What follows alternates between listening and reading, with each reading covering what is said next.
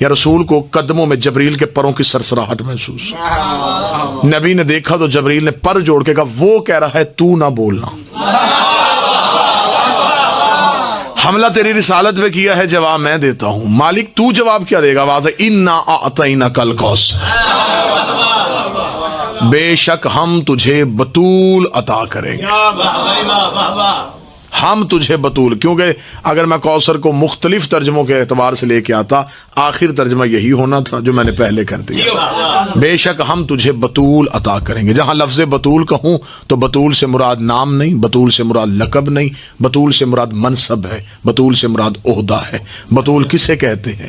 شریعت میں جس مستور کو نماز کے لیے وضو کی ضرورت نہ ہو اسے بطول کہتے ہیں، اسے بطول۔ لفظ کو زیادہ آسان کر دیتا ہوں، جس مستور کو اور آسان کر، جس مستور کو پورا مہینہ قرآن تلاوت سے نہ روکے، مصلی عبادت سے نہ روکے، اسے بطول کہتے۔ صحیح بخاری میں باب ہے، باب مناقب فاطمہ، اس میں لکھا مدینے کی عورتیں اکٹھی ہو کے نبی کے گھر آ گئی، نبی کی زوجہ سے پوچھا تو بھی اسی گھر میں رہی، زہرا بھی اسی گھر میں رہی، بتا سکتی ہے زہرا کتنی پاک ہے؟ نبی کی زوجہ نے کہا ما اقول فی حقھا ولدت الحسن بعد صلاۃ الظہر وصلیت العصر، میں تمہیں بتاؤں یہ کتنی پاک ہے، ظہر پڑھ کے حسن جیسا امام دیا، عصر کے لیے پھر مصلی پہ آگے کھڑی، ظہر پڑھ کے حسن جیسا۔